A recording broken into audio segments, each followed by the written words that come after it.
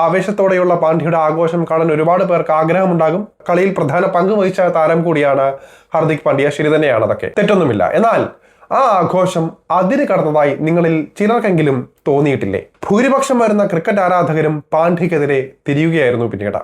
വിമർശനങ്ങളായും റീലുകളായും ട്രോളുകളായും ഇപ്പോൾ തിളങ്ങി നിൽക്കുന്നതിനിടെയാണ് പാണ്ഡ്യയെ തേടി പുതിയ പണി വന്നിരിക്കുന്നത്.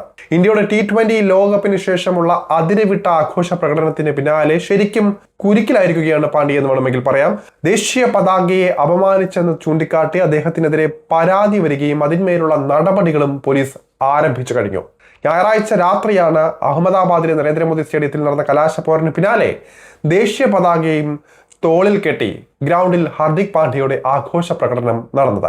കൂട്ടിന് കാമുകി മഹിയേക ശർമ്മയും ഉണ്ടായിരുന്നു. വളരെ നേരമാണ് ഇവർ ഗ്രൗണ്ടിൽ ചിലവഴിച്ചത്.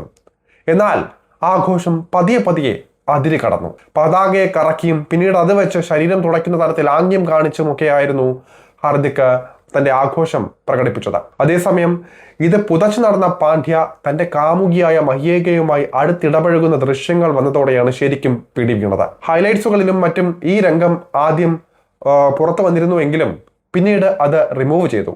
സമ്മാനദാന ചടങ്ങിന് ശേഷം ഇരുവരും പുരസ്കാര വേദിക്ക് പിന്നിലെ പോഡിയത്തിൽ ഒരുമിച്ച് കിടക്കുകയും ചെയ്തു.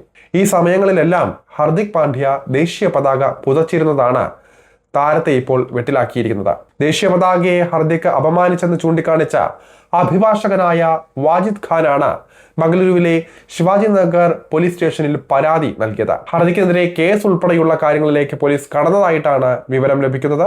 നിലവിൽ വിദഗ്ധോപദേശം തേടി ദൃശ്യങ്ങളടക്കം പരിശോധിച്ചു വരികയാണ് പോലീസ്. ഹാർദിക്കിന്റെ ഭാഗത്തു നിന്നും വലിയ തെറ്റാണ് സംഭവിച്ചിരിക്കുന്നതെന്നും ദേശീയ പതാകയോട് നമ്മൾ തീർച്ചയായും ആദരവ് കാണിക്കേണ്ടതുണ്ട് എന്നും ഈ പ്രവർത്തിക്ക് ഹാർദിക്കിനെതിരെ നിയമ നടപടി സ്വീകരിച്ചേ മതിയാകൂ എന്നുമാണ് പരാതിക്കാരന്റെ ആവശ്യം.